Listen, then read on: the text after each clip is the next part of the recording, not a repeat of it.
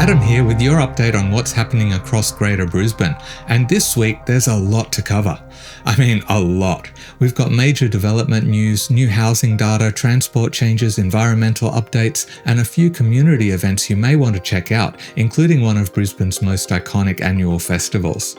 But the main thing that stands out to me this week is not just the challenges Brisbane is facing, but just how many things are moving all at the same time.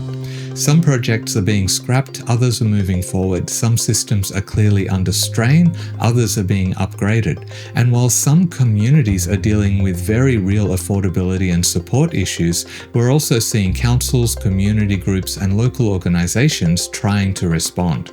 So this week's update is really about that mix, everything that's changing across the region as Greater Brisbane continues to grow. Let's get updated. We'll start with one of the biggest planning stories of the week. After more than a decade of debate, planning, and controversy, the proposed Toondah Harbour redevelopment in Cleveland has officially been scrapped. Walker Corporation has confirmed it will not proceed with the project, ending a 12-year saga around one of Redland's most contested development proposals. The project was valued at around $1.3 billion and was pitched as a major redevelopment of the Toondah Harbour precinct, including a new ferry terminal, a marina, and around 3,400 dwellings. For supporters, it was seen as a chance to revitalise a key gateway to North Stradbroke Island, or Minjerribah, and to deliver more housing and infrastructure in the Redlands. For opponents, the environmental concerns were significant, particularly because of the site's proximity to internationally protected wetlands.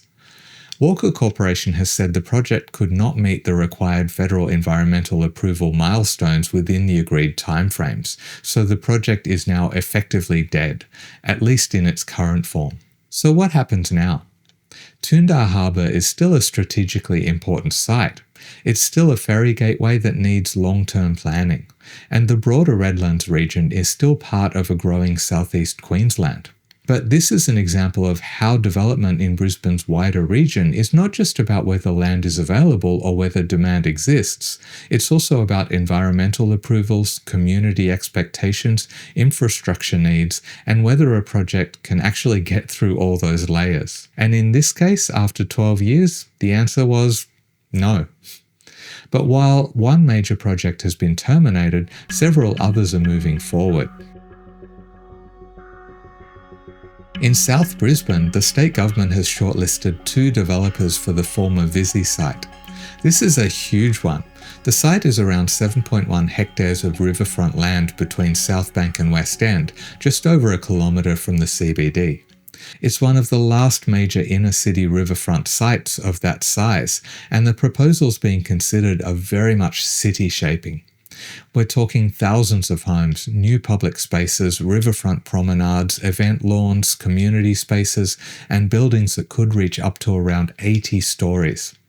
The successful developer is expected to be announced before the end of the year, and the site is expected to be vacated by 2027.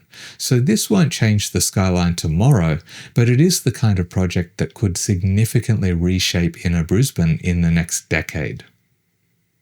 And it also sits in a broader development corridor along that part of the river. Nearby, there are already proposals for large mixed-use towers at the former Hanson concrete plant site, and another industrial site under the William Jolly Bridge has also been flagged for sale to developers. So the broader story here is that parts of Brisbane's inner industrial riverfront are continuing to shift toward residential, mixed-use, and public realm development. While that brings opportunities, more housing, better river access, more public space, more activity close to the CBD, it also raises questions. How much height is appropriate? How much infrastructure is needed to serve the influx of new residents?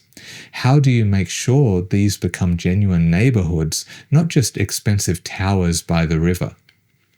Those details will be important. And speaking of expensive towers by the river, a new luxury development in Newstead has also been approved. Consolidated Properties Group is planning a 25-storey tower and a smaller 6-storey riverfront building at Skyring Terrace, on what has been described as one of Brisbane's last absolute riverfront development sites.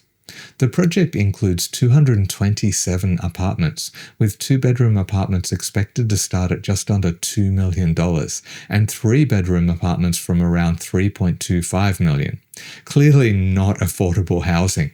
And it really tells us something about the market Brisbane is now operating in.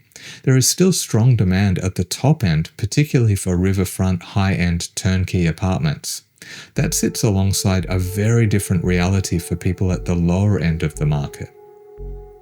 A new rental affordability snapshot from Anglicare Southern Queensland found that out of around 3,000 Brisbane rentals surveyed, just 9 were considered affordable for people on income support. That's about 0.3%. For people on the minimum wage, fewer than 1% of rentals were considered affordable. That's some harsh figures, and they show that affordability is a very real concern. For some people, the private rental market is barely accessible at all based on that snapshot. And this is where the housing story becomes more layered. On one hand, we're seeing major new projects proposed and approved, but on the other hand, the homes being delivered don't necessarily match what many people can afford. And Brisbane property values are still rising strongly. The latest home value index from Cotality shows Brisbane dwelling values rose 1.2% in April, 4.7% over the quarter, and 19.7% over the year, with the median value sitting at just over $1.1 million. That's a huge annual increase. But the same report also shows early signs that growth may be starting to ease nationally. Sydney and Melbourne recorded falls in April, while Brisbane, Adelaide and Darwin were still rising, but at a slower pace than before. The report points to affordability and serviceability constraints, higher interest rates, and weaker buyer sentiment as factors weighing on demand. So again, it's not a simple story, but what is these days?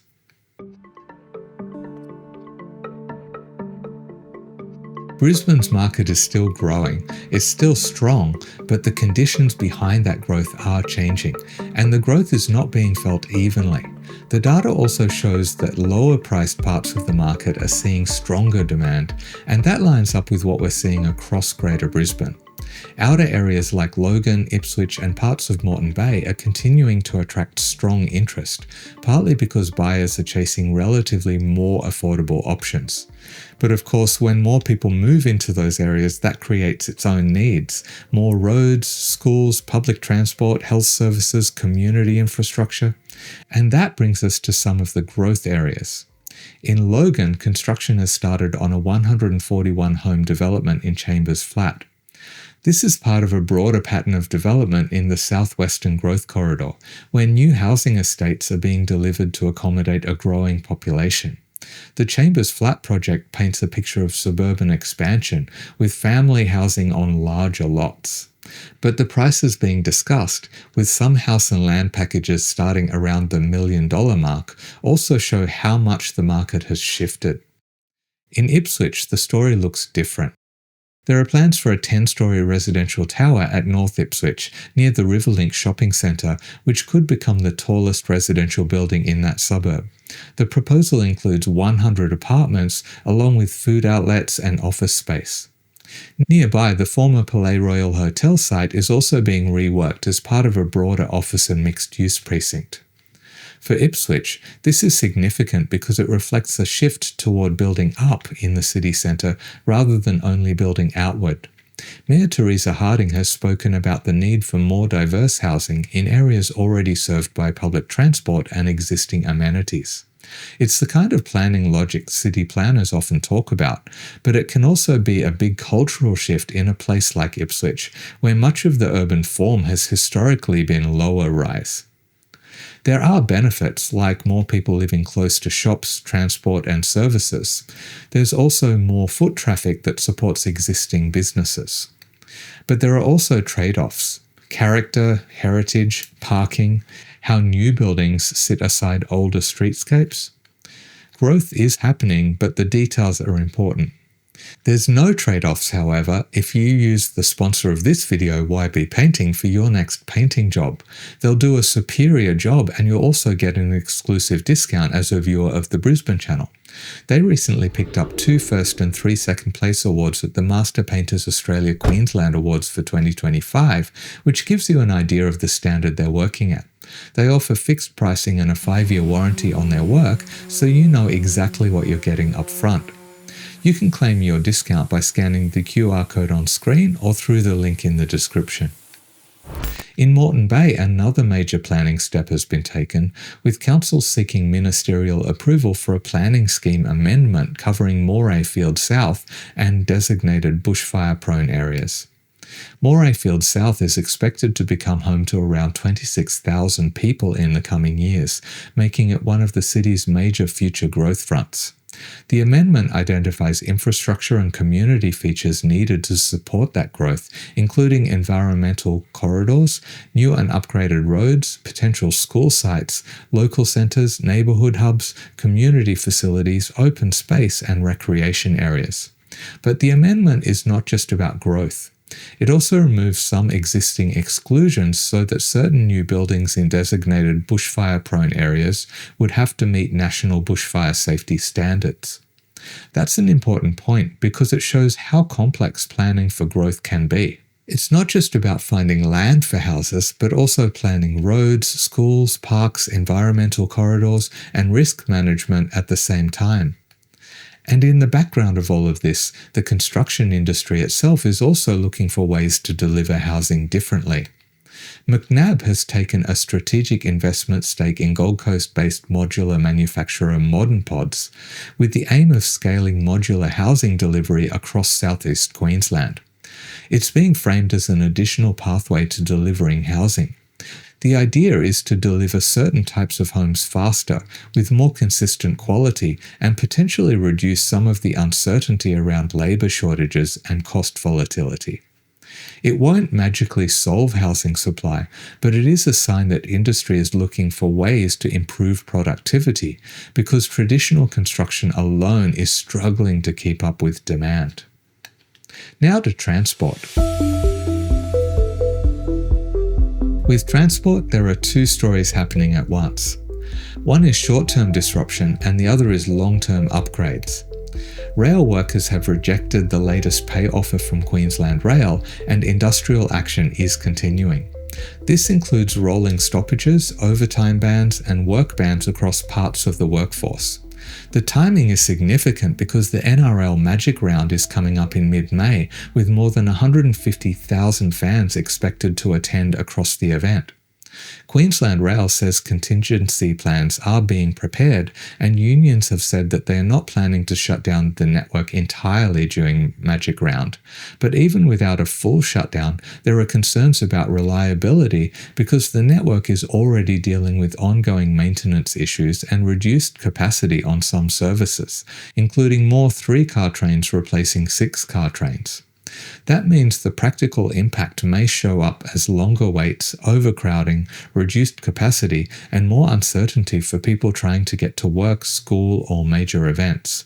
And for Magic Round, that's a big deal because Suncorp Stadium relies heavily on public transport. When tens of thousands of people are trying to move through the city at once, even small disruptions can have big impacts. But at the same time, transport upgrades are continuing.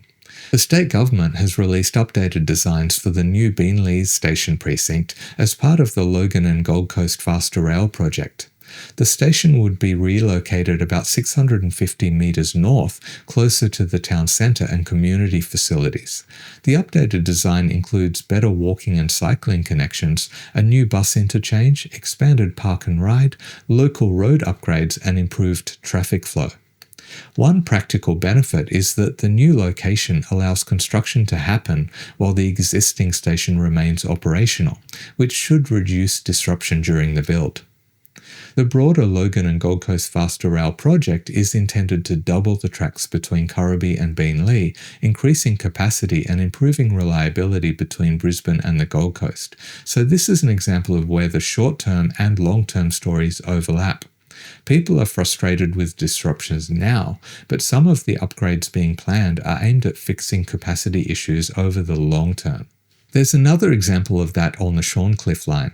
Testing and training are now underway for the European Train Control System, or ETCS.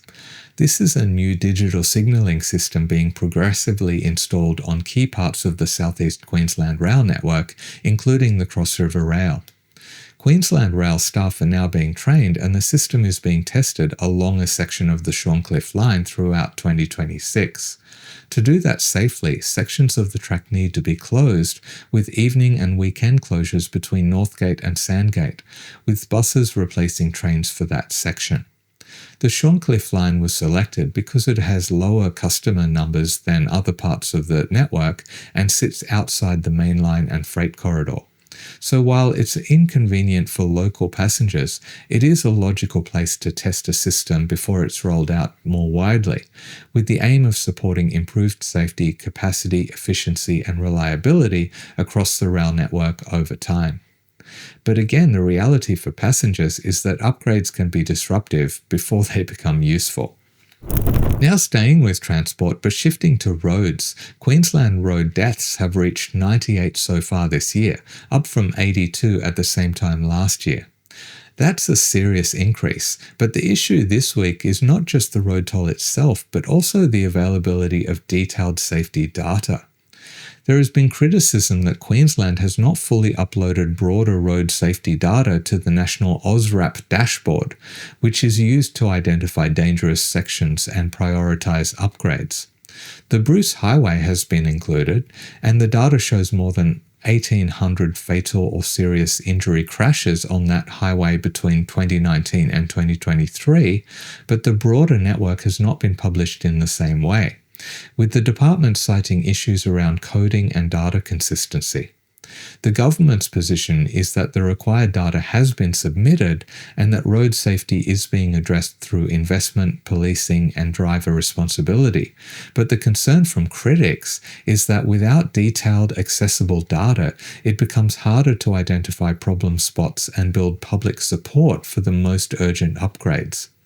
And if you've watched the channel for a while, you'll know I keep coming back to data transparency, because whether we're talking about road safety, housing, transport, or planning, good decisions depend on knowing what is actually happening. Now, another transport-related story this week is toll roads. Brisbane's toll roads, tunnels and bridges delivered almost $600 million in revenue for Transurban Queensland in the last financial year, but some of the links are still being used much less than originally forecast. The go-between bridge is a clear example. It was originally expected to attract much higher traffic volumes, but it's still sitting at around 10,000 daily trips, similar to its opening volumes. It raises questions about the relationship between forecasts, toll prices, and actual driver behaviour. And while many viewers of the Brisbane channel have called for it, the bad news is that tolls are unlikely to disappear anytime soon. The state government has said removing them would require compensation worth many billions of dollars because of the existing agreements.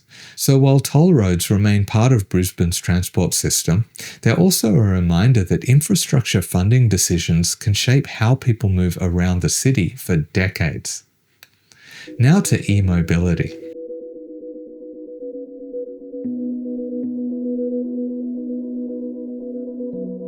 E-mobility is one of the policy areas where almost everyone agrees there are safety issues to address, but there is a lot of disagreement about how to do it. As I've covered here in recent weeks, the proposed changes in Queensland would introduce tougher rules for e-bikes and e-scooters. That includes requiring riders to hold a licence, banning under 16s, and introducing a 10km/h speed limit on footpaths and shared paths. The government argues that laws are about safety, particularly in response to concerns around high-powered illegal devices and injuries.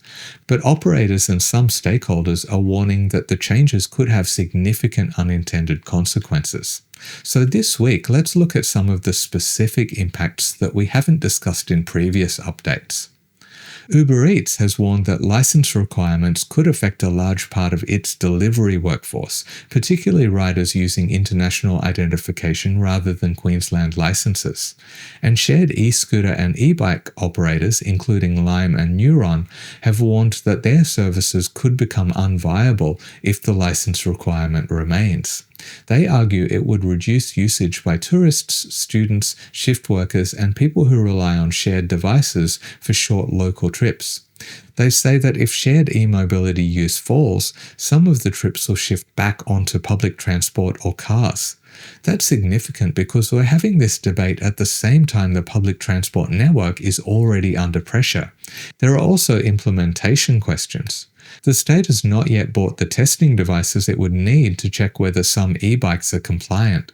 Officials have indicated Queensland may use equipment similar to New South Wales dyno units, which can test whether bikes meet power and speed limiting requirements, but the enforcement model is still being worked through. And there's another important distinction here, which we covered in last week's update video, between legal e-bikes and illegal high-powered devices. Because if the net is cast too broadly, you can end up discouraging low-emission transport options that are actually helping some people get around. The committee report is due to be tabled on the 8th of May, so this is one to watch. It'll be one of the things I discuss with the guest of the Brisbane Channel's next podcast, who is adjunct professor of transport and urban planning at Griffith University. So make sure you're subscribed and have hit the notifications bell so you don't miss out when it drops. You'll also be able to find it on your favourite podcast platform. I'm hoping it'll be ready for release by mid-next week. Now to health. The state government has entered into a $42 million arrangement with St Vincent's Private Hospital at Kangaroo Point to reserve 25 beds for public patients. These are longer stay older patients who don't need a high level of care and who would otherwise be taking up beds in the public hospital system while they wait for more appropriate care or placement. The idea is to free up beds for patients who need more urgent or intensive care. Metro North has described the arrangement as a collaboration that helps increase capacity and provides older patients with a better quality of life, and the government says partnerships with private providers are common in the public health system. However, critics, including the opposition, have pointed out that the current government previously criticised similar arrangements when it was in opposition. So there is a political debate here. But setting that aside, the practical issue is pretty clear. The public hospital system is trying to free up capacity wherever it can. As of February, there were reportedly 1,425 stranded patients in Queensland hospitals, occupying around 11% of hospital beds. So this is about managing flow through that system, getting people out of acute hospital beds when they no longer need that level of care and into a setting that better suits their needs. That is easier said than done because it relies on aged care, disability support, community services, and hospital discharge planning to all line up. The government has also announced a longer-term health initiative with 8 neuro wellness hubs to be delivered across regional Queensland, including one in Ipswich. These hubs are intended to support people living with neurological conditions, providing access to therapies, peer support, and community-based resources closer to home. They expect to start engaging with contractors mid-year, with delivery scheduled for 2027. So again, we're seeing both short and long-term solutions being sought. Now to community services. In Ipswich, there's a really important community story to be aware of. Ipswich Food Barn is facing possible closure after being given 30 days to vacate the building it's been operating out of for more than a decade. This is a major local support service that provides food, laundry access, furniture support, and assistance for people experiencing hardship. From what's been reported, this isn't due to anything the organisation has done. It's because the property has been sold and the new owner has asked them to move on. Food Barn says it has looked at relocating, but the reality is that rents for suitable spaces are now significantly higher, and the cost of moving, especially for a service of this scale, may simply be too much. If it does close, it's not just a tenancy issue, it's a loss of a major support hub for the local community. And in Moreton Bay, there's another story showing how complex the response to homelessness can become. A charity providing skip bins near a homeless camp in Redcliffe has been warned it may be breaching local laws by placing bins on public land without approval.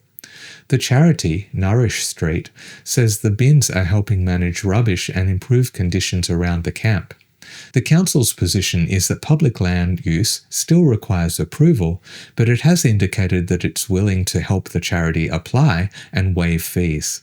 This story highlights the challenge of managing public space where people are sleeping rough.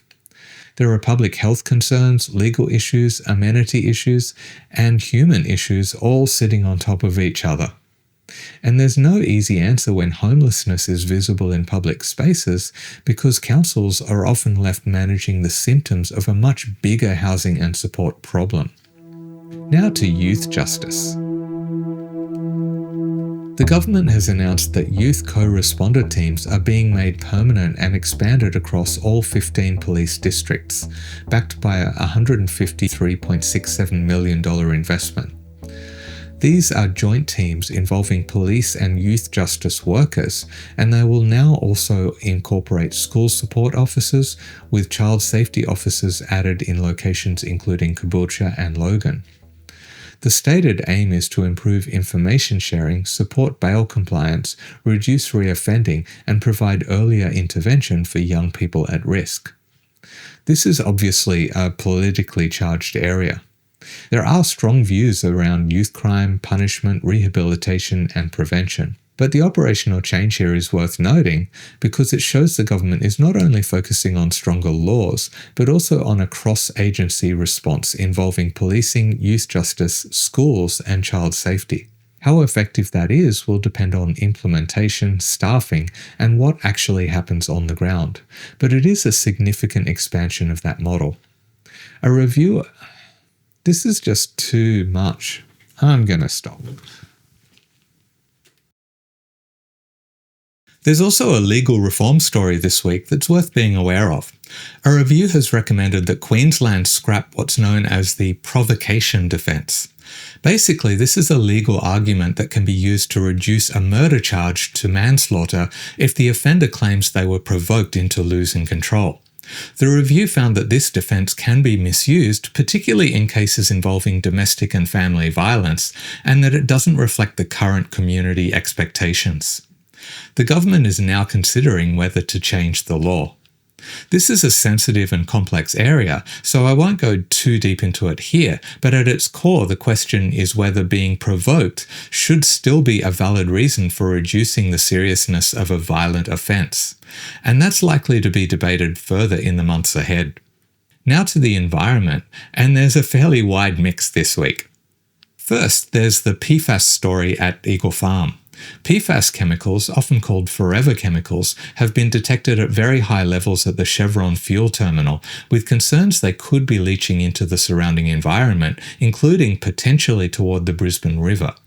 The company is required to conduct further sampling and investigate possible pathways, with a final report due in 2027. The key thing here is that the investigation is still ongoing, so at this stage, the full extent of any impact is still being investigated. But the reported levels in groundwater are concerning, and PFAS contamination is a serious issue because these chemicals persist in the environment. At the same time, Moreton Bay has a few more positive environmental stories. Hidden populations of the endangered southern greater glider have been found across the city. Previously, there was only one known population at Sheep Station Creek Conservation Park in Upper Caboolture. But now, thanks to the help of detection dog surveys and DNA analysis of scats, the known range has expanded to 11 locations across the city, including Cedar Creek, Cashmere, Moorina, Bunya, Mount Nebo, and Mount Glorious, which is great to hear. While the species may still be at risk, the local population appears to be more widespread than previously thought, and Council is now looking at using thermal drone technology to search areas that are harder to access. Moreton Bay is also expanding the use of roadside wildlife escape hatches designed to help koalas and other animals get out of fenced road corridors. During a 12-month trial, Council recorded no koala deaths at those trial sites, and the program is now being expanded. It doesn't solve every wildlife road strike issue, but it shows that small pieces of infrastructure designed well and placed in the right locations can make a measurable difference. And staying in Moreton Bay, they're also dealing with an invasive weed issue involving tropical soda apple, which sounds delicious, but unfortunately, by all the reports, it's toxic. It's a prohibited invasive plant under Queensland law, and it can spread quite quickly, affecting pastures, crops, and natural areas. It's been detected in parts of Moreton Bay, and Council is working with landholders to contain it. And then there's the fire trail works. Moreton Bay is carrying out fire trail works on environmental land, including land acquired through environmental buyback programs. This is to improve access for hazard reduction burns and bushfire response, and is another good example of the less visible infrastructure that comes with managing a growing region. Not every important infrastructure project is a train station, bridge, or road. Sometimes it's a fire trail, a wildlife hatch, a weed management program, or a habitat survey. Now a few lighter community stories. Ipswich is preparing for a Guinness World Record attempt for the largest trombone ensemble. The current world record is 368 musicians set in Washington, D.C. in 2012, and Ipswich is aiming to bring together 400 trombonists at Toondah Place on July 12 as part of the Spark Ipswich Arts Festival. It's good to have some not-so-heavy stories to include every now and then. If you're a trombone player, this may be your time to shine. In Logan, Beenleigh has a couple of community events coming up. The Beenleigh Cane Parade and Festival is returning, celebrating the area's sugarcane history and community traditions. And Beenleigh Beats is also back, showcasing local young performers, student musicians, young entrepreneurs, and community stalls. And in Brisbane, Southbank is set to host a new seafood festival at the end of May, with seafood stalls, chef demonstrations and masterclasses, and riverfront dining. That follows news that the Panieri Greek Festival is also celebrating its 50th year, and for the first time will include a long table dinner on the Goodwill Bridge. So even in a week where there are some very serious issues, there's also a lot of cultural stuff to talk about, which is important because livability is not only about housing prices or infrastructure statistics, it's also about whether a city feels active, connected, and worth spending time in. What stands out to me this week is the way Greater Brisbane's story is becoming more layered. It's not just boom or bust. It's not just good news or bad news. You've got a city and a region growing quickly, and that creates real challenges. Housing affordability is a serious issue. Transport reliability matters. Public services need to keep up. Environmental protections need to be taken seriously. But at the same time, there is progress happening. Major precincts are being planned, rail upgrades are being tested and designed, new housing models are being explored. Councils are finding endangered wildlife populations, installing koala protection infrastructure, planning for bushfire resilience, and managing growth areas in more detail. Community events are returning, and places like Ipswich, Logan, and Moreton Bay are not just absorbing growth, but shaping their own identities as they do it. So for me, the takeaway this week is that while the region is growing, the more important question is whether that growth is being managed in a way that keeps the region livable for people in very different circumstances. Because livability isn't evenly distributed. For some people, Brisbane is full of opportunity. For others, it's becoming harder to afford, harder to access, or harder to navigate. Both things are true at the same time. And that's why I think it's worth looking at these stories together, not just as isolated headlines, but as pieces of a bigger picture of how Greater Brisbane is changing. That's this week's update. As always, I'd be interested to hear what you're seeing in your part of Greater Brisbane. I shared my experience of having to delete a video on the channel due to the uncertainty around some recently introduced laws. So if you haven't watched this video about that, check it out. See ya.